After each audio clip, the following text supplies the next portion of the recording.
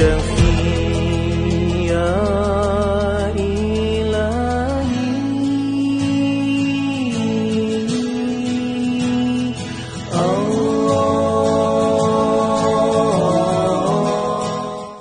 Assalamualaikum warahmatullahi wabarakatuh. Alhamdulillah, bersyukur pada Allah Subhanahu Wa Taala di petang-petangan begini kita sekali lagi bersama dengan kuliah Pak Haji. Pada pagi ini sambungan lah ya. Sambungan semalam kita cerita panjang pasal mengkudu. Tapi oleh kerana tajuk yang menarik pasal saka tu panjang sikit, jadi mengkudu dia tak banyak sangat. Jadi pada hari ini kita cuba mendalami mengkudu ya. Untuk kita nak remind balik apa yang kita belajar semalam, mengkudu ni baik untuk semua ya. Baik untuk mata, baik untuk rambut. Salah satu bila Pak Haji sebut pasal rambut ni, iaitu kadang-kadang ada orang uban muda. Uban muda. Macam mana nak elakkan ketika dia muda, dia keluar uban, itulah mengkudu. Salah satunya kita menggunakan mengkudu. Jadi itu adalah antaranya. Kemudian mengkudu boleh gunakan untuk darah tinggi, untuk kencing manis, untuk dapatkan deep sleeping. Mengkudu boleh gunakan untuk mikroflora kita yang dah rosak. Banyak telah kita bincangkan itu. Dan hari ini kita sambung lagi tentang apa bezanya mengkudu. Mengkudu yang tumbuhnya di tepi laut dengan mengkudu yang tumbuhnya di bukit. Apa bezanya? Menarik sebenarnya tajuk ni, sebenarnya yang Pak Haji nak sampaikan ini bukan pasal mengkudu duduk di laut. Mengkudu mana ada tumbuh di laut ya? Tumbuh di tepi-tepi laut, di tepi-tepi pantai. Macam di tepi-tepi pulau di Hawaii misalnya. Dan yang tumbuh dekat bukit, bukan itu isunya. Tetapi isunya tentang di manakah letaknya kelebihan sesuatu herba. Pada buahnya kah, pada daunnya kah, atau pada akarnya. Jadi jawapannya ialah kekuatan sesuatu herba itu bergantung di bumi mana ia tumbuh. Bila cerita pasal bumi mana dia tumbuh ni, kalau orang yang belajar tentang herba-herba ini, dia akan fikir ada satu pokok ya, yang kita panggil dia dengan selaya hitam. Bagi mereka yang tahu duk biasa masuk hutan, jumpalah pokok selaya hitam ini. Pokok selaya hitam ini kalau kita ambil daripada dua tempat, misal kata kita ambil dekat Gunung Jerai, dekat tempat Pak Haji tinggal ni ada pokok selaya hitam. Dengan kita ambil dekat Pulau Langkawi, kata kita ambil dekat Pulau Langkawi, selaya hitam yang sama, tapi Pulau Langkawi itu pulau, sementara yang ni Gunung Jerai memanglah ada laut sikit sebelah tepi ni, Pantai Borni, tetapi kesannya beza. Apa dia? Kalau yang dekat Gunung Jerai ni boleh buat untuk keluarga berencana. Banyak cerita pasal keluarga berencana pula ni. Kemudian yang kalau dekat sana, dekat Pulau Langkawi, dia jadi embryo toksik. Bahaya ni. Embryo toksik tu boleh menyebabkan keguguran. Bukan hanya keguguran, tapi kecacatan pada anak. Jadi oleh sebab itu, maka ketika kita mengambil sesuatu herba, disiplin dia, kita kena menulis kita ambil herba tu di mana. Ya, kita tulis tarikhnya kita ambil, di mana kita ambil. Sebab pengecaman bumi itu juga penting. Kita kata apa dia panggil soil science. Soil science ini dengan sains tanah, jenis-jenis tanah ia tumbuh. Benarlah. Jadi oleh sebab itu bila disebut sebagai ajwah ya, ajwah itu diceritakan di antara dua batu hitam. Kita akan berhijrah kata Rasulullah di antara dua batu hitam. Itulah dia namanya Madinah. Jadi ajwah itu tumbuh ialah di bumi Madinah. Masya-Allah, kurma ajwah yang adalah hadis Nabi sallallahu alaihi wasallam itu. Jadi oleh sebab itu, maka penelitian yang halus mengatakan bahawa kekuatan sesuatu herba itu bergantung di tempat mana dia tumbuh. Begitu juga dengan habatus sauda. Ada satu bahan di dalam habatus sauda ni yang Pak Haji nak menceritakan, iaitu dia panggil timokuinon. Timokuinon ini ada di dalam semua habatus sauda. Kalau kita ambil habatus sauda daripada Saudi ada, daripada Afrika ada ya. Kalau kita ambil daripada mana-mana juga di Mesir ada. Tetapi di dalam di dalam habatus sauda ni, yang mana satu yang mempunyai timokuinon yang tinggi? Timokuinon itu untuk apa? Untuk kanser. anti kanser. Ya, macam mana orang menjadikan habbatus sauda itu sebagai ubat kanser, iaitu dengan meneliti di mana habbatus sauda itu kita ambil. Kita ambil dekat mana. Jadi begitu juga ada satu lagi yang kita panggil dia sebagai alpha tocopherol. Alpha tocopherol dan juga beta tocopherol ini ialah bahan juga untuk blood circulation, untuk jantung, ya, untuk darah tinggi. Dia juga ada di dalam habbatus sauda. Tetapi di habbatus sauda di negara mana yang terdapat bahan ini, bahan yang kita sebut sebagai alpha tocopherol ini, ya. Jadi itu yang kita pelajari, iaitu sesuatu herba itu bergantung di mana ia tumbuh. Begitu juga dengan mengkudu, di mana dia tumbuh. Sebab itu bila Rasulullah SAW menyebut bahawa gaharu, ya, gaharu itu ada dua, ya, gaharu bukit dengan gaharu bahrin. Bahrin itu gaharu daripada laut. Ini memberikan sikit gambaran kepada kita bagaimana cara kita untuk menganalisa. Dengan kemajuan sains teknologi yang ada pada hari ini, kita sudah boleh menganalisa andaian-andaian yang dibuat, persepsi-persepsi yang dibuat oleh orang tua-tua dulu benar atau tidak. Sama seperti pokok pasak bumi.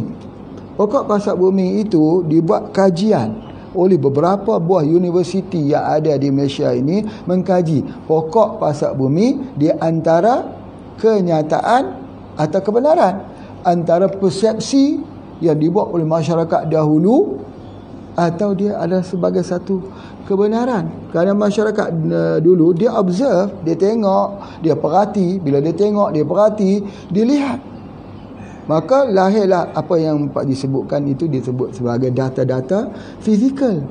Data-data fizikal itu. Jadi bila terdapat saintis-saintis pada zaman sains teknologi ini, mereka tidak boleh menerima data-data fizikal. Mereka membuat pengkajian. Bila mereka membuat pengkajian, maka ternyata bahawa pokok tongkat ali ini bukan hanya sekadar kenyataan daripada statement daripada orang-orang dahulu, tetapi benar bila diuji di dalam lab. Masya Allah. Uji dalam lab tu uji kat tikus lah. Uji kat tikus, uji kat kuda, uji dekat haiwan-haiwan tertentu yang dipilih untuk buat ujian. Kebanyakan tikus putih. Itu ada di antaranya. Jadi oleh sebab itu, maka tanggapan masyarakat yang dahulu dibuktikan pada hari ini. Ada yang sempat dibuktikan, ada yang tak sempat dibuktikan. Misalnya apa dia? Masyarakat dulu dia membaca bahawa tumbuhan yang berwarna merah untuk darah. Jadi masyarakat hari ini mengkaji dalam bayam merah tu adakah zat besinya.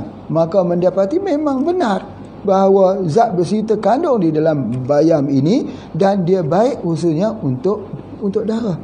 Jadi pembuktian itu dilakukan oleh sains yang asalnya daripada sebuah tanggapan.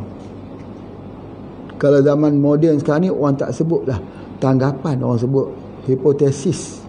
Hipotesis 1, hipotesis 2. Padahal hipotesis itu tanggapan lah, tanggapan. Tetapi masyarakat dulu sudah tak menerima ni sebagai satu tanggapan. Mereka sudah menerima ni sebagai salah satu daripada doktrin pengobatan mereka, iaitu satu disiplin ilmu yang mereka lihat orang dulu guna sembuh, lalu mereka menjadikan ini sebagai salah satu daripada pegangan mereka, mengatakan herba tersebut adalah baik.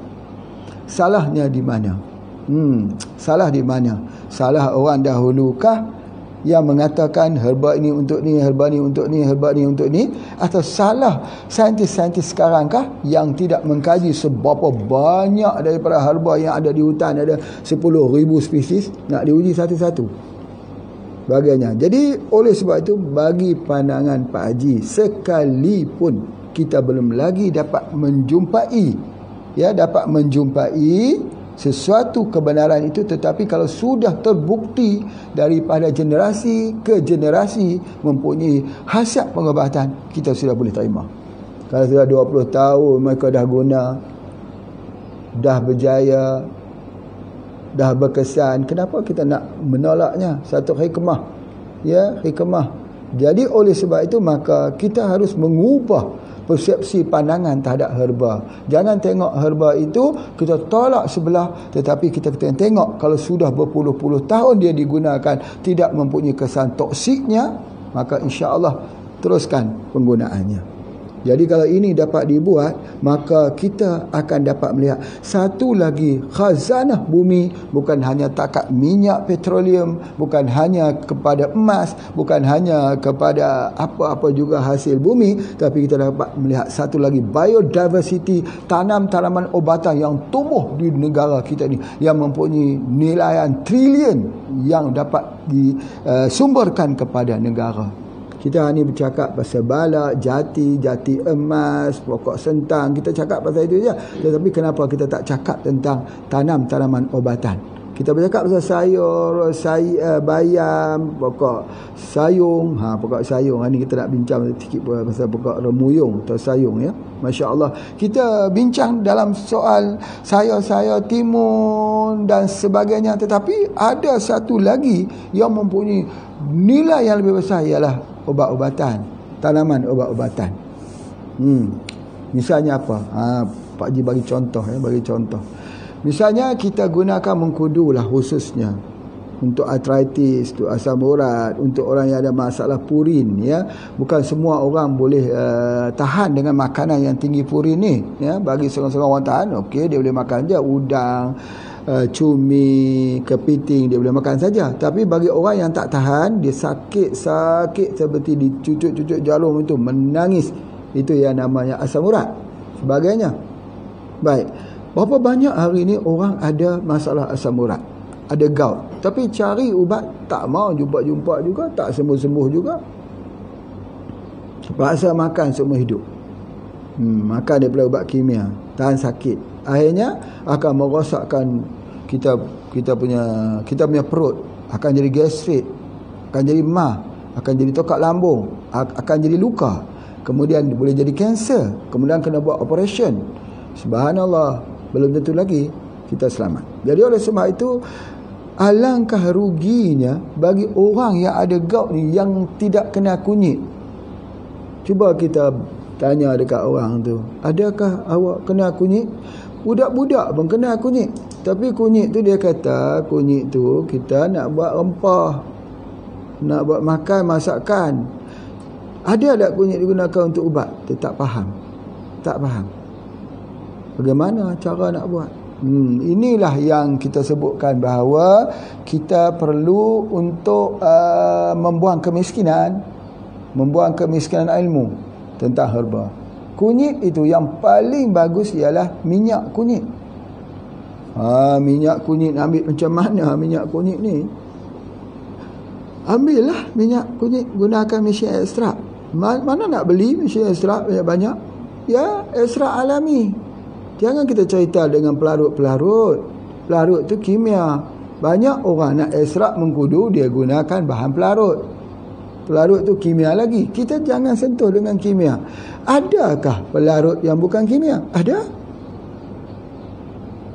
Pelarut-pelarut kimia itu, alkohol yang digunakan sebagai bahan pelarut itu, kita tak boleh minum. Cuba kita minum dia, tak boleh.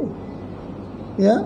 Tetapi pelarut-pelarut, antara pelarut-pelarut alami, kita boleh minum. Apa dia? Salah satunya kopi. Kopi itu pelarut. Kafein itu adalah pelarut. Tak pernah dengar kafein itu sebagai pelarut sebab kita tak belajar. Sebab itu bila 7 herba dimasukkan ke dalam kopi, maka kesannya lebih bagus. Pasal kopi itu menjadi pelarut. Kopi itu menyerap keluar semua bahan-bahan tersebut. Allahu Akbar. Jadi jika begitu, kenapa orang kita menjadi, bila ambil saja kopi radi, dia jangan demam? Pasal apa? Sebab dalam kopi radi itu dia ada 7 herba. Bukan setakat itu saja, tetapi 7 herba itu diserap. 7 herba itu diabsorb bahan aktifnya. Apa yang absorb? Kafein. Kafein, ya kafein. Sebab tu air panas. Gunakan air panas, keluarkan kafein daripada keluarkan kafein daripada kopi. Kopi menyerap seluruh daripada bahan 7 herba tersebut. Jadi dalam air kopi tersebut sudah ada dia punya ekstrak daripada herba. Kunyit, kita buat pula kopi kunyit. Boleh tak kopi kunyit? Orang tak maulah pula sebab kopi tu hitam. Kalaulah kopi berwarna putih, orang minum tak agak-agak. Tiba-tiba dia angkat, warna dia putih macam susu. Lepas tu kita tanya dia, ni apa ni? Dia kata ni kopi. Minum tak orang? Dia minum. Tapi sekali tu, lepas tu dia tak mau. Kicap tu warna apa? Warna hitam. Kalau buat kicap tu warna merah, orang mau tak? Orang tak mau. Sos betul lah merah, dia kata. Kicap berwarna putih, kita buat inovasi. Satu inovasi baru dibuat, kicap hari ni tahun 2020 sempena COVID-19, kita buat kicap berwarna putih. Orang minum tak? Orang tak mau.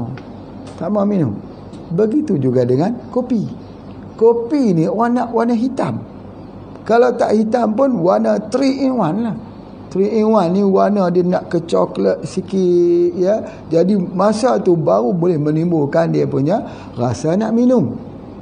Tetapi oleh sebab itu maka kita tak boleh dikalahkan dengan kafein. Ya betul, kafein pun jadi obat. Tetapi kita mengubah daripada kafein itu menjadi sebagai satu bahan pelarut. Bahan pelarut alami untuk mengambil semua yang ada di dalam tumbuh-tumbuhan 7 herba tersebut. Itu yang Pak Haji nak sebut sebagai apa disebut sebagai functional food. Functional food ini ialah makanan itu yang berfungsi untuk jaga kesihatan. Lepas dia minum kopi radik, cuba survey. Cuba bertanya kat jiran kita, dan tanya kat kawan-kawan kita, benar atau tidak? Pak Haji kata, kalau dah lepas minum kopi radik, dah lama-lama jarang demam. Benar atau tidak? Boleh tanya. Nanti apa jawab mereka? Tanya sama pohon, apa sebab goyang? Nanti jawab pohon, angin yang datang. Jadi tanya dekat orang, sebab apa kamu jarang demam? Nanti jawab mereka, sebab aku selalu minum kopi radik. Itu antaranya. Masya Allah, tu pun ramai yang tak percaya lagi. Tak mengapalah, kita tinggalkan saja orang yang tak percaya tu. Jadi apa yang Pak Haji nak sebutkan sini, bahawa gout tadi, asam urat tadi, macam mana cara untuk kita ambil minyak dia. Jadi takkan nak masukkan kunyit dalam kopi. Kopi berwarna kuning, orang tak mau. Pak Haji dah sebut tadi, orang tak suka sebab orang nak kopi itu warna hitam sebagainya. Jadi jangan masuk di dalam pelarut kafein. Kita guna pelarut minyak. Apa maksud pelarut minyak Pak Haji ni pula? Potong kunyit itu masuk di dalam minyak VCO. Bila kita masuk dalam minyak VCO akan jadi mesin ekstrak, bahan ekstrak.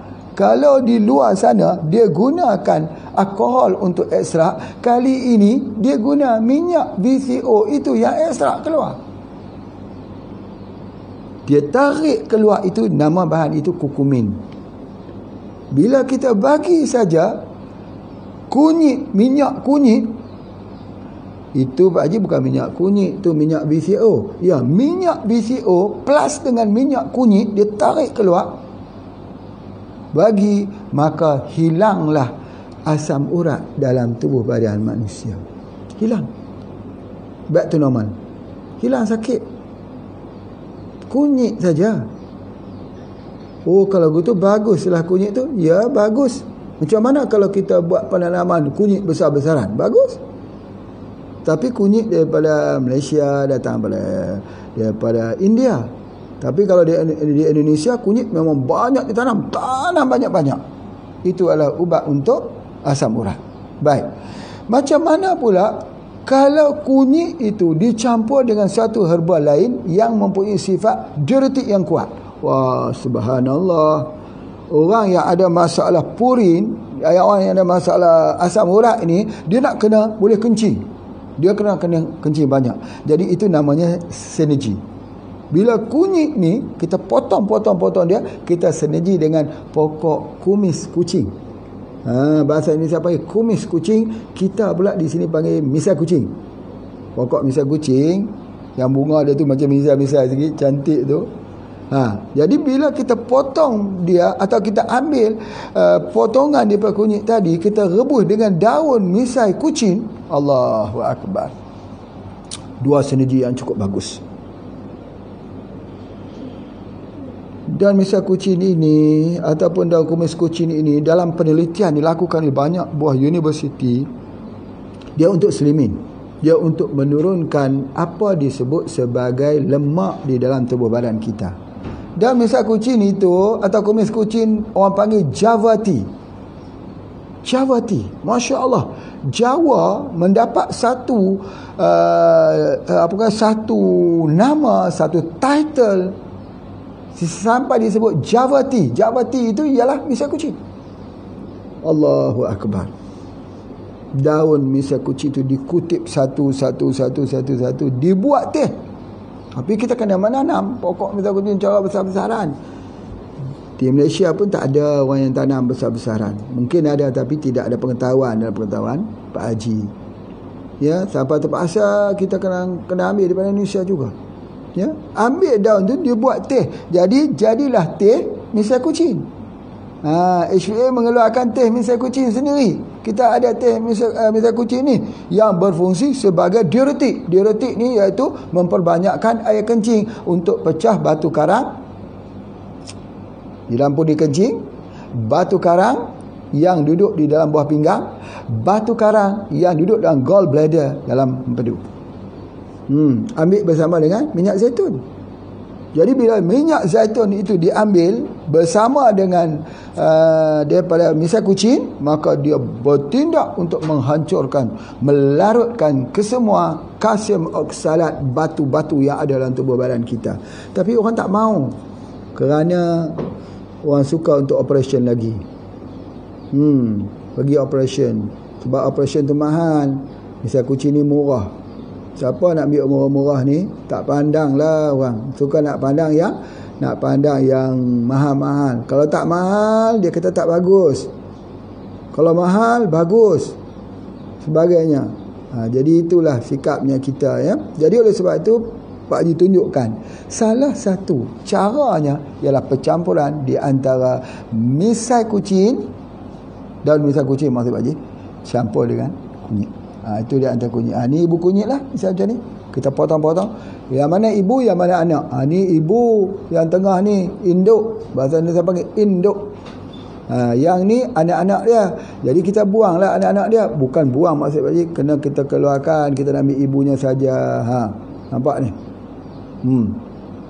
Makin tua lagi bagus. Jadi kita menanam kunyit, jangan ambil lagi, biar dia tua. Lagi tua lagi bagus. Potong ini masuk di dalam minyak BCO. Atau boleh tak masuk dalam minyak zaitun? Boleh?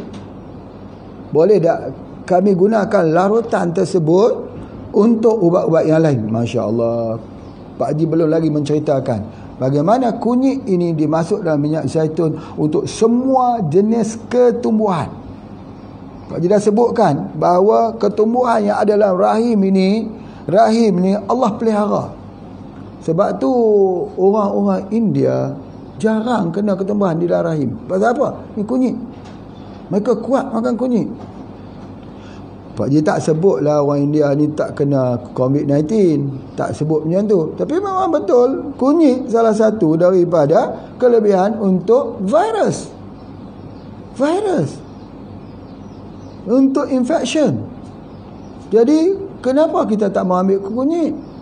Kenapa kita ambil pewarna kimia? Jadi itu adalah di antara pewarna kimia. Pewarna tu apa? Pewarna sesuatu yang tak jadi darah, daging, tulang, yang tak jadi isi. Dia jadi apa? Jadi racun. Kalau langkah baik dan mudahnya, sudah kita ambil saja macam ni, kita potong-potong dia macam ni.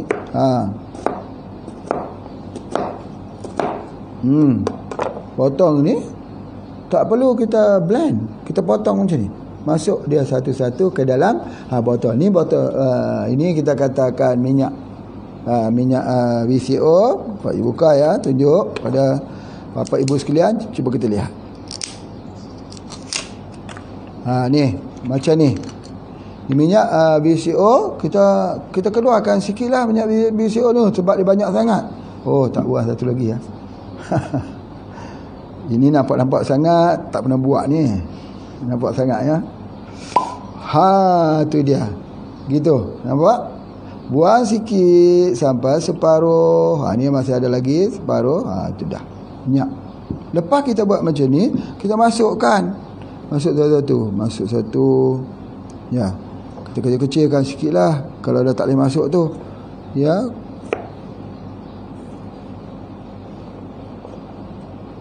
Ya. Sebanyak mana kita nak masuk ni, kita masuk dia sampai dia jadi separuh. Separuh. Lihat, bagi masukkan ni. Itu dia.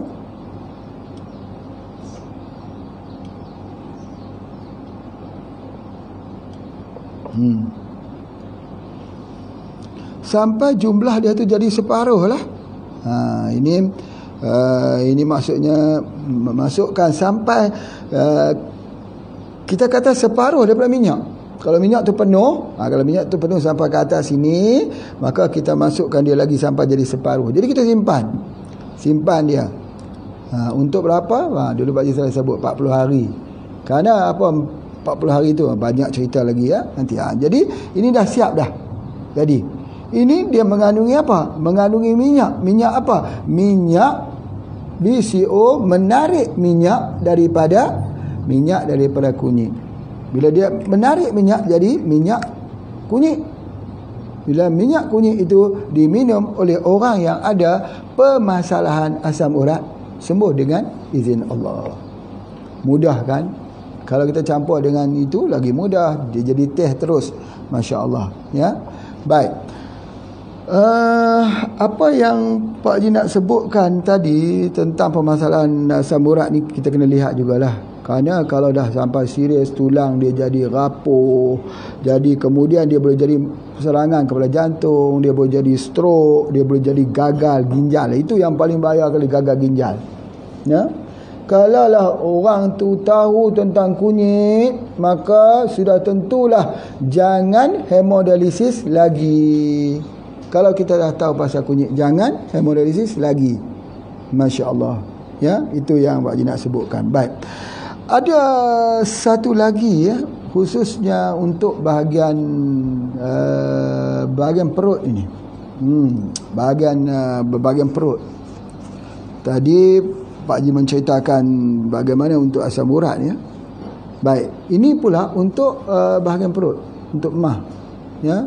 Apabila kita katakan mengkudu ini baik untuk asam urat, maka sandingan kepada mengkudu itu ialah kunyit. Bukan sandingan, maksudnya perbandingan. Sama-sama kuat. Tuhan ciptakan sama-sama fungsi. Kalau mengkudu boleh bercakap, mengkudu akan bertanya dekat kunyit, "Hai kunyit, kenapa kamu diciptakan?" Jawab kunyit bahawa aku diciptakan untuk asam urat. Kemudian kunyit pula bertanya dekat mengkudu, "Hai mengkudu, kenapa engkau diciptakan?" Mengkudu jawab, "Aku ni banyak sebab Tuhan buat aku. Salah satu dia juga asam urat." Sama. Kalau gitu dia kata kita sama lah. Kita sama. Lalu berkatalah kunyit, "Tak," dia kata, "kita tak sama. Aku warna kuning, kamu warna putih." Lalu berkatalah dia punya mengkudu kata, "Apa bezanya warna? Yang penting kita adalah makhluk Allah yang tidak ada perbezaannya." Karena Nabi itu turun untuk menghapuskan perbezaan warna kulit. Tidak ada mulia orang yang kulit putih daripada orang kulit hitam. Tidak ada mulia. Yang mulia adalah orang yang bertakwa, orang yang tawaduk, orang yang melihat ilmu-ilmu herba ini dalam kebesaran Allah, bukan dengan melihat dengan mata dan hati yang sombong. Kalau kita nak datang dari ilmu herba ni, datang dengan tangan yang bersih dan hati yang bersih. InsyaAllah kita akan menjumpai di situ terdapat ayatul Rahman, kebesaran Allah di situ. Baik. Okey, kita sudah menceritakan tentang bagaimana kita gunakan dia untuk arthritis, dan juga kita boleh gunakan untuk Pak Jia sebut semalam, microflora untuk perut, tukar lambung. Bila ada masalah perut di lambung ni, tuan-tuan kena ingat, bapa ibu sekalian kena ingat, dia mesti ambil sebelum dah makan. Herba ni patut ambil selepas makan atau sebelum makan? Sebelum makan. Apatah lagi kalau ada masalah lambung. Sebab apa? Untuk mendapatkan satu mukosa di lambung tersebut. Untuk membuat mukosa di lambung tersebut. Itu sangat penting. Jadi mengkudu ini dia ambil sebelum makan. Ambil dia sebelum makan. Untuk mendapatkan mukosa, untuk melindunginya. Sama seperti orang yang ada permasalahan gastrik misalnya. Bila dia gastrik ni maksudnya dia luka di bahagian perutnya. Sebab apa luka? Sebab dia tak makan. Kebiasaannya kalau dia makan,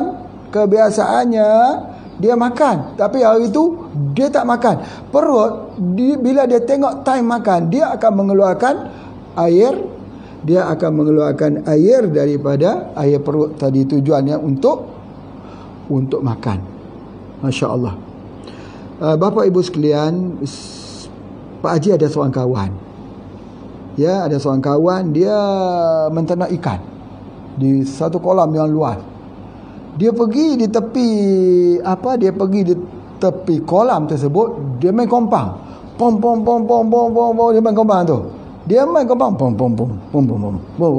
Ikan semua timbul. Woi, subhanallah. Pasal apa? Sebab pada setiap hari dia bagi makan, dia main kompang. Satu hari dia pergi, dia main kompang, ikan akan timbul. Pak Haji kata Masya Allah. Dia kata tak apa, kita berjalan lagi. Kolam lagi yang kedua, dia tak main kompang. Dia kata apa? Allahu Akbar. Ikan timbul semua. Ush, ini lagi hebat. Sebab apa? Takbir saja, ikan dah timbul. Dia kata setiap kali dia bagi makan, dia sebut, dia takbir Allahu Akbar. Baik. Begitulah tubuh badan kita. Setiap kali kita makan, dia akan keluar enzim dia. Air perutnya, asam perutnya, asid hidrokloriknya, dia akan keluar dekat situ, HCl-nya. Bila dia keluar di situ, tiba-tiba hari tersebut dia tak makan. Maka bila dia tak makan, maka asam perut tadi akan menghakis. Maka terjadilah tokak lambung. Jadi oleh sebab itulah, maka kita perlu untuk menutup luka yang ada di tokak lambung tersebut. Salah satunya mengkudu. Baik, insya-Allah. Baik, Pak Haji berhenti dulu dan kita sambung lagi sebentar lagi, ya. Kita bagi peluang kepada iklan untuk menceritakan. Silakan. Jika di kampung-kampung buah ini sering ditanam dan dibiarkan saja bergelimpangan membusuk di tanah begitu sahaja. Mengkudu, Morinda citrifolia. Tahukah anda, mengkudu telah digunakan sejak turun-temurun dan menjadi warisan generasi. Antara kelebihan herba mengkudu ialah merawat arthritis, menurunkan risiko gout, meningkatkan tenaga, melembabkan kulit, anti penuaan, baik untuk kesihatan rambut dan kulit kepala, anti kanser, meningkatkan immunity, anti stres dan merawat demam. Kapsul mengkudu adalah racikan istimewa Tuan Haji Ismail bin Haji Ahmad, pakar herbalis ASEAN, owner dan founder HPA International.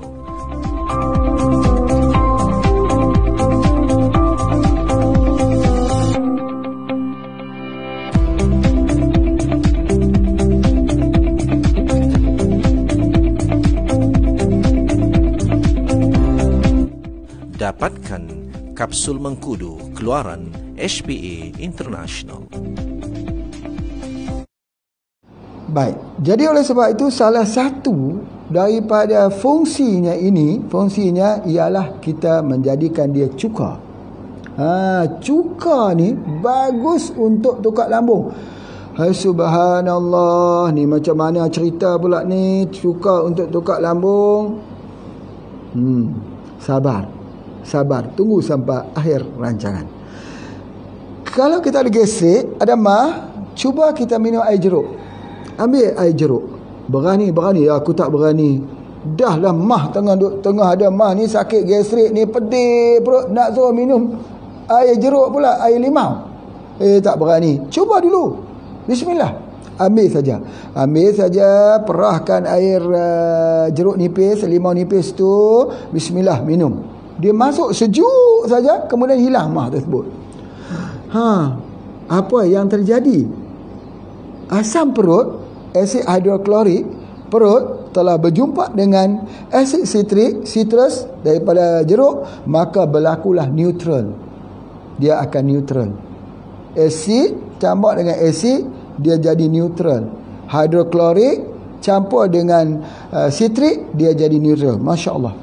Jadi oleh sebab itu, kena lihat berapa banyak buah-buahan yang sifatnya asam, bila masuk ke dalam tubuh badan kita, dia jadi akali. Dia jadi basah. Bukan berartinya sesuatu yang sifatnya asam akan jadi asam pada tubuh. Ini mesti ingat. Ahli herba harus arif. Bukan semestinya sesuatu yang bersifat asam masuk ke dalam tubuh badan kita, dia mempunyai sifat asam. Tidak, dia jadi basah, alkaline. Ini harus kita faham. Masya Allah. Baik. Jadi mengkudu ni salah satunya ialah cuka. Jadi Pak Haji akan tunjuk untuk buat cuka daripada mengkudu ni nanti esok insya-Allah. Kerana hari ni belum ada bahan-bahan, nak kena cari bahan-bahan dia. Ya, dia ini pertama ni secara umum kita potong-potong lah dulu. Ya, kita potong, kemudian kita rebus. Lepas kita rebus itu, kemudian kita ambil dia punya itu, kita campur dengan gula, ya. Ada proses fermentasi sampai dia keluar buih, sampai dia hilang buih. 1 bulan jadi cuka. Begitu juga pisang boleh buat, kita boleh blender pisang atau boleh kita rendam pisang sampai dia keluar buih dan sebagainya. Di sini ada cuka yang dijual sini, cuka nipah. Macam tu juga, ya. Itu adalah di antaranya. Tetapi kena gunakan sikit ragi. Samalah buat cuka ni, Pak Haji nak sebut kali, buat cuka dengan buat POC lebih kurang. Kalau siapa boleh buat POC, dia boleh buat cuka. Itu saja. Sebab kaedahnya lebih kurang sama saja. Dia kena guna ragi ataupun yeast. Jadi oleh sebab itu maka kita boleh menggunakan ini. Jadi bila kita jadi cuka, bila kita dah jadi cuka, maka kita buatlah dia untuk anti tikus. Cuka anti tikus. Jangan tulis cuka anti tikus, nanti orang buat sendiri. Kita tulis no tikus. Jadi kita spray di rumah kita. Apa yang kita spray tu? Cuka. Allahu Akbar. Ni Pak Haji cerita ni tak lakulah nanti produk no tikus ni. Dia kata kalau gitu kita guna cuka sajalah. Bukan sebarang cuka. Ni cuka ni dia kena ada cara nak buat dia juga. Cuba buat sendiri tengok jadi ke tak jadi. Cuba dulu. Nanti tikus tu datang lagi banyak. Dengan cuka dia makan dan sebagainya. Jadi wallahu a'lam, ya. Baik, itu adalah antaranya. Cuma apa yang Pak Haji nak sebutkan tadi iaitu kita tahu tak pokok cincau. Pokok cincau ni cukup menarik. Cincau ni Pak Haji dah guna lama dah pokok cincau ni. Tetapi kita guna akar dia, kita tak guna daun. Kalau di Indonesia itu ada cincau merambat, ada pohon, ya, cincau je warna hijau pokoknya. Kalau kita kecil-kecil dulu, daun cincau tu kita ambil ramah campur dengan air, kita biar dia beku, dia jadi agar-agar. Tu masa kita kecil-kecil kita bermain dengan daun cincau macam tu lah. Dia jadi agar-agar daun cincau. Dan di sini pun ada juga. Di sini orang panggil lengkong. Lengkong tu cincau lah. Sebagainya. Baik. Cincau ni kalau dalam bahasa Thai, sebab apa? Dulu ni oleh kerana Pak Haji duk buat herba ni menggunakan daripada kakak kayu daripada Thailand, dia panggil krong kemau. Jadi krong kemau tu apa dia? Cincau. Tetapi kita ambil akar dia. Akar ni kita ambil dia, kita kunyah. Kalau orang itu tidak ada racun dalam tubuh badannya, dia akan rasa pahit. Tapi kalau dia ada racun, dia tidak akan rasa apa-apa.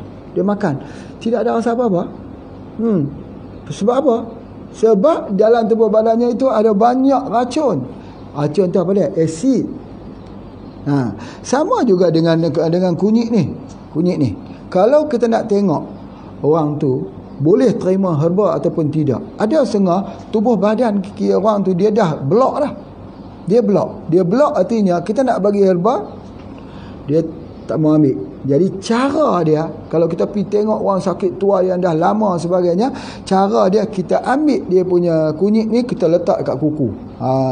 Tengok macam Pak Haji letak kat kuku Pak Haji ni. Kita letak dekat dia, kemudian lepas saja kita letak pewarna kunyit ni, kuning macam tu, kita ambil tisu, kita lap. Lap. Kalau dia kuning lagi macam ni, berartinya tubuh badan mampu untuk menyerap herba lagi. Kalau kita lap tu habis, dia sudah tak boleh. Bila kuku pun tak boleh serap warna daripada kunyit, berartinya tubuh badan kita sudah terakumulasi dengan racun yang anytime untuk habiskan semua sistem tubuh badan kita. Itu dia antaranya. Jadi kalau dalam ilmu pengobatan dulu, dia tak ada lah alat tes ni sebagainya. Dia pergi dekat rumah orang sakit, dia ambil kunyit, dia letak. Dia tengok-tengok betul. Dia kata insya-Allah, ayah kamu ni insya-Allah dengan izin Allah boleh dirawat. Pasal apa? Sebab kukunya masih lagi menyerap warna kunyit. Itu di antaranya. Ni hebat ni, ya, di antaranya. Jadi sebab tu begitu juga ketika orang tu meninggal dunia. Kalau orang meninggal dunia, kalau orang pandai dengan ilmu herba, dia pergi tengok ada satu kes meninggal dunia secara misteri. Misteri. Tidak diketahui sebabnya. Dia pergi kat situ, dia cabut rambut. Dia cabut rambut. Kalau rambut itu keluar dengan ubi-ubinya, keluar dengan umbisi dia tu, berartinya orang ni telah diracun. Mati diracun. Kadang-kadang nampak seperti mati dibunuh. Ada pisau yang diletakkan itu, tetapi sebenarnya dia diracun terlebih dahulu.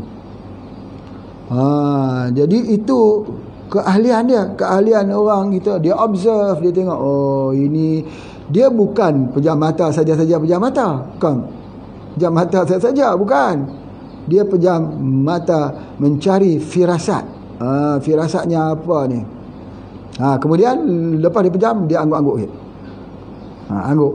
Jadi berarti dia angguk tu maksudnya dia faham lah tu. Dia faham. Selagi dia belum angguk, dia tengok dia pejam mata. Jangan pejam mata lena terus sudahlah.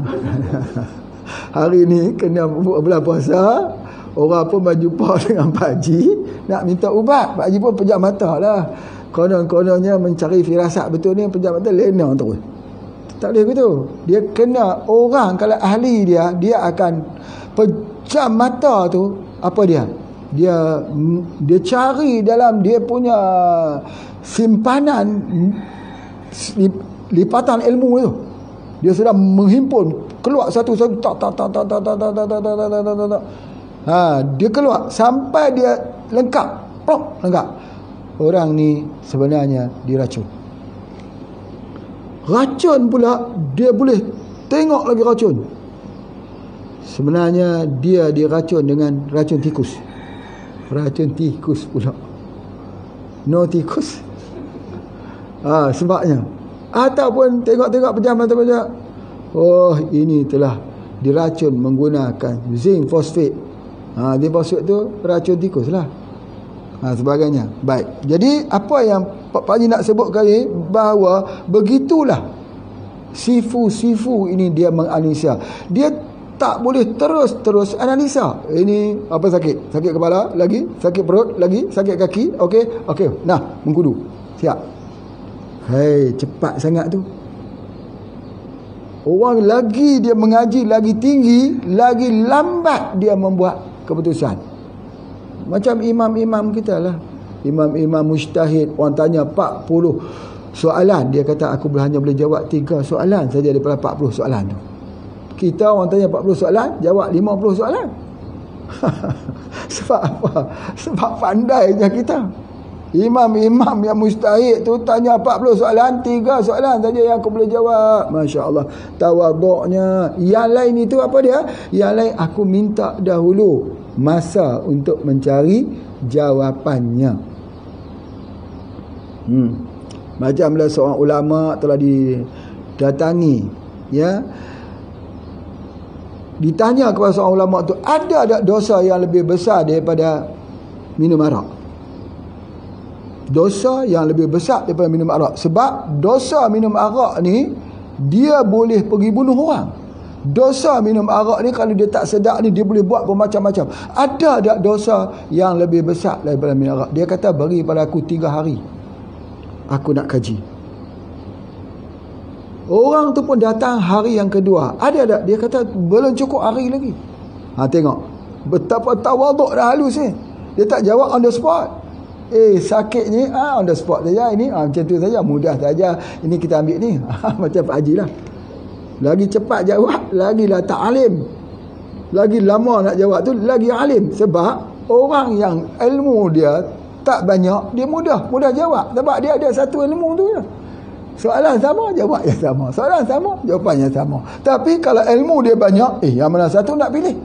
Herba ni Masya Allah, 1000 ni. Nak bagi yang mana yang lebih syak. Maka dia lambat. Maka datanglah dia tu, orang tu pada hari yang ketiga. Dia kata, Tuan Guru, apakah dia dosa yang lebih besar daripada minum arak? Lalu katalah Tuan Guru tu, aku dah kaji Al-Quran, aku dah baca Al-Quran, 3 hari ni aku menyemak. Ada, dia kata. Apa dia? Iaitu dosa mengambil riba. Dosa ambil riba sebab apa? Sebab di dalam Quran cerita orang ambil riba ni seolah dia berperang dengan Allah dan Rasul. Perang. Ini yang kena ingat ni, MLM ni. Tuan, puan, bapa, ibu sekalian, nak buat mati level apa pun buatlah, tak mengapa. Pak Haji pun tak ada lah berasa apa-apa. Ya, buatlah mati level apa-apa pun, tapi awas, mati level tu riba kalau tak syariahnya. Nanti kita menyesal bila kita bertemu dengan Allah nanti. Ya. Walaupun perniagaan kita sebut perniagaan kita besar, tetapi kalau riba bagaimana? Itulah yang Pak Haji nak sampaikan. Jadi untuk tu tersebut tadi, daun cincau itu tersebut boleh digunakan khususnya untuk menutup luka yang ada di dalam lambung, yang ada di dalam perut kita. Masya Allah, sangat baik di antaranya. Kemudian macam mana cara kita nak gunakan daun cincau tadi? Boleh kita guna seperti biasa, atau boleh juga kita campurkan juga dengan minyak, seperti minyak zaitun tadi ni yang Pak Haji sebutkan ni, sama seperti kunyit kita buat tadi. Daun cincau boleh kita gunakan. Daun cincau yang mana satu Pak Haji? Yang merambat ataupun yang tumbuh, itu bahasa Indonesia. Yang menjalar atau yang tumbuh, kedua-dua boleh guna. Kedua-dua boleh guna. Masya Allah, hebat. Jadi kalau dalam bulan Ramadan ini buka puasa dengan cincau, sedap kan? Sedap sekali kita buka puasa petang ni, mudah-mudahan adalah cincaunya. Jadi itu di antaranya. Sebab apa? Bagi hilang dia punya sakit-sakit mah dalam perut kita ni, jadi sakit-sakit gastrik kita dan sebagainya. Baik. Jadi mana tajuk kita ni, dah habis separuh dah ni, iaitu mengkudu. Jadi yang mana lebih baik, mengkudu laut atau mengkudu bukit? Baik, Pak Haji kalau tanya yang mana lebih baik, jawapannya semua baik. Yang mana nombor 1? Semua nombor 1. Yang mana lebih baik antara habatus sauda yang diambil di Habsyah dengan habatus sauda yang diambil di Mesir? Yang mana lebih baik? Kedua-dua baik. Melihat kegunaannya. Kalaulah kegunaannya untuk kanser, timokuinun itu diperlukan, ambil habatus sauda yang tumbuh di Habsyah. Tetapi kalau habatus sauda kita nak gunakan khususnya untuk jantung, untuk darah tinggi, untuk imun badan, ambil dah yang ada di negara Arab, di negara-negara Arab. Itu ada di antaranya. Jadi kesemuanya baik. Jadi kalau kita nak gunakan untuk tujuan kanser, ambillah mengkudu yang duduk di tepi laut. Mengkudu besar. Ini mengkudu tak besar sangat, ya, yang besar. Spesies yang besar itu yang terbaik untuk kanser. Tetapi kalau kita nak mengkudu yang untuk mendapatkan tidur yang berkualiti, maka ambillah yang duduk di gunung. Sama juga macam kita lah, buah kelapa. Mana lebih baik? Kelapa tepi pantai atau kelapa di dalam kampung? Kelapa di atas bukit. Yang mana lebih baik? Cuba kita tanya tengok, yang mana lebih banyak minyak? Kelapa pantai atau kelapa dalam kampung? Orang yang biasa santan, perah santan, ambil minyak, tahulah kelapa kampung tu banyak minyak lagi pada yang tepi pantai. Itu adalah yang antara. Tetapi yang mana lebih tinggi laurik asidnya? Sebab kelapa ni dilihat pada laurik asidnya, yang mana yang lebih tinggi. Subhanallah. Itu yang Pak Haji sebutkan, sesuatu herba itu bergantung di mana dia tumbuh. Itu di antaranya. Namun apabila kita memperbandingkan di antara mengkudu yang tumbuh di tepi laut ini dengan mengkudu yang tumbuh di atas bukit, maka pada pandangan Pak Haji ialah bergantung kepada spesiesnya juga.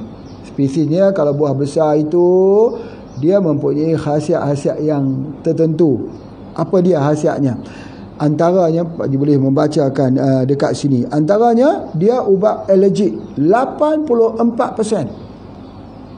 84% pesakit sembuh bila menggunakan mengkudu. Ramai tu Pak Haji dah sebut dah semalam. Kalau orang tu gatal-gatal apa semua tu, ambillah mengkudu. Tapi mengkudu mana?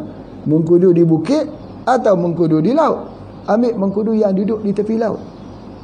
Masya Allah, dia menghilangkan 84%. Dan lagi dia juga adalah untuk mengelakkan penuaan. Penuaan ini kita ambil dia daripada bukit. Sebab tu kita tengok orang laut dengan orang bukit, yang mana lebih muda? Yang mana boleh nampak muda? Masya Allah, minta maaf lah, semua nampak muda kalau ambil herba, ya. Nanti orang duduk tepi laut kata, tengok aku jadi tua. Pak Haji sebut sebab duduk di tepi laut? Tak juga. Kadang-kadang kita duduk di bawah panas yang terik tu, nampaklah sikit penuaan macam orang duduk di negeri Arab. Tapi Pak Haji pergi tengok orang-orang yang duduk di atas bukit, mereka ni memang tak makan tua. Umur mereka panjang-panjang. Bukan umur saya, gigi dia pun panjang. Sesuai dengan muka mereka lah. Taklah gigi tu panjang, nampak gigi ya. Taklah sesuai lah dengan mereka. Muka mereka pun cantik, kulit mereka pun cantik. Misalnya apa dia? Misalnya yang pernah diceritakan, iaitu di Hunza. Pak Jibril sampai lagi Hunza, ya. Jadi di Hunza itu memang usia mereka 100 tahun. Ayah 80 tahun, ayah 90 tahun, anak yang 70 tahun boleh sepak bola, main sepak bola sama-sama. Ayah dengan anak boleh sepak bola. Ayah umur 90, kemudian anak umur 70. Tok Wan dia ada lagi. Tok Wan dia pun tak mati lagi. Ada juga. Tok Wan dia boleh jadi penonton. Sebagainya. Sampai begitu. Yang jadi permasalahan ni, Pak Haji nak sebut ya, ada negara-negara, minta maaf lah, ada negara-negara yang jadi permasalahan dengan negara bukan Islam ni. Mereka ni ramai golongan tua. Dia tak mati. Dia tak mati. Pasal apa? Dia tua, dia panjang-panjang. Umur dia panjang-panjang. Jadi golongan tua ini dia hidup, ya, dengan dia tak lupa, dia ingat. Dan kita ni macam mana kita nak jadi long life ni, hidup panjang ni? Pak Haji nak bagi ada dua petua. Mudah-mudahan lah. Tetapi kan Rasulullah pun sebut kita ni macam usia Rasulullah dia 63, Sayyidina Umar 63, Abu Bakar 63 ya. Tetapi itu Allah yang tentukan. Tetapi yang penting sihat lah, sihat. Pak Haji nak bagi satu herba mulai pada hari ni, jangan tinggal pokok ni. Jangan tinggal pokok ni, ambil terus. Sebab dia ada semua lengkap, dia bagi tubuh badan kita ni sihat. Tapi orang jarang untuk ambil dia. Ni Pak Haji tulis ni, apa nama dia pada herba ni? Dia panggil Basella. Basella species. Ada banyak jenis. Basella species, kita pun tak tahu apa nama ni. Basella ni pun tak bisa dengar nama Basella. Moringa biasa dengar lah. Ini Basella pula. Ada kan? Pokok kita panggil di sini remuyung.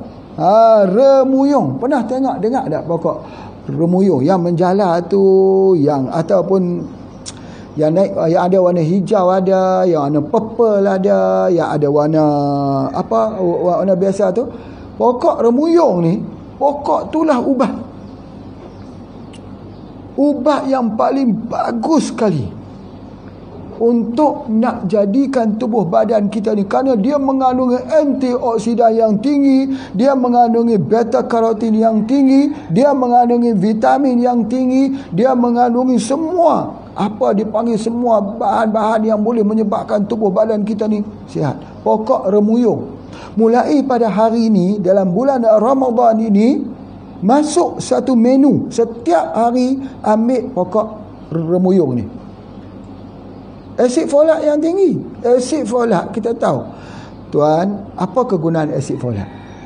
Bila ibu tu hamil, anak yang di dalam kandungannya memerlukan asid folat. Asid folat tu tuan-tuan nak ambil asam folat, ambil mana-mana? Remuyung. Sebab itu kalau ada remuyung ini di negeri Jepang, orang berebut. Remuyung ni kalau orang tahu, orang akan berebut. Tapi hari ni orang tak ada jual. Pasal apa? Tak laku. Dia tumbuh liak gitu je. Kalau bahasa Indonesia, apa dia panggil remuyung ini? Ya, remuyung. Kalau bahasa Thai, Pak Haji tahu. Namanya plak pang yai. Plak pang yai itu bahasa Thai. Ni untuk sahabat-sahabat Pak Haji, saudara Pak Haji yang ada di Thailand. Lala apa khabar? Sak Lala, Kak Yah apa khabar? Semua ya, semua saudara-saudara kita di sana apa khabar? Nanti kita jumpa lagi selepas ini. Terima kasih kerana mengikuti program bersama dengan Pak Haji daripada Thailand. Ya, terima kasih. Baik. Yang dikatakan pokok remuyung ini, masya-Allah ya. Pak Haji tidak mendapati lagi satu herba yang sebaik pokok remuyung ni. Belum ada lagi. Ada herba baik, misal kata pegagar ya baik, ataupun pokok kaduk baik. Tapi yang mempunyai keperluan asas kepada tubuh badan manusia ini, atau pokok remuyung ini, ataupun dia panggil pokok nanti lihat namanya gandula ya, tengok di dalam internet gandula ataupun Basella species ya, Basella species Ceylon, atau orang panggil bayam Ceylon. Allahu akbar. Ya. Orang tak suka dia sebab orang tak tahu khasiat. Dia tak tahu khasiat. Di mana dia mempunyai vitamin C, dia ada zat besi, dia ada semua. Jadi kalau begitu, maka salah satu menu dalam bulan puasa ni kita cuba tengok 1 bulan. Betul tak Pak Haji kata? Kalau sudah nutrisi ni lengkap, dia pulih semua. Semua penyakit-penyakit kita yang berrangkaian itu, yang ada 3 serangkai, yang ada 4 serangkai, yang muncul, semuanya akan gugur semua penyakit tersebut. Kalau nutrisi kita betul. Jadi itu yang dikatakan, biarkan makananmu menjadi obat, buatkan obat menjadi makananmu. Apa dia? Atau kita panggil Basella species granula. Granula ni Masya Allah, atau remuyung, atau dipanggil juga lembayung, remunjung pun dipanggil juga sebagainya. Jadi di sini ni jarang sekali dah kita tengok ada dijual. Kalau pergi dekat pasar belilah. Biar selepas ini kalau yang beli itu memang nampak orang yang ikut kuliah bersama dengan Pak Haji. Jadi berhubung dengan mengkudu tadi. Mengkudu ini juga 81% menghilangkan sakit sendi.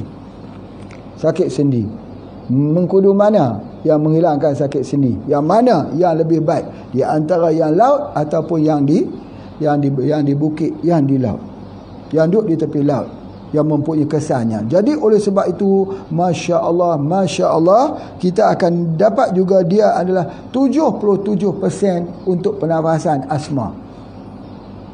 77% kejayaan. 100 orang yang kena asma boleh dirawat. Dan 73% untuk masalah tidur. Tinggi ni masalah tidur. Dan 80% untuk gula. Ni semua kita dah bincang dah. 89% untuk pencernaan, 80% untuk sakit jantung, 80% untuk darah tinggi. Banyak lagi sebenarnya khasiatnya. Jadi jawapannya yang mana? Daripada lautkah, di tepi lautkah, yang di daratkah?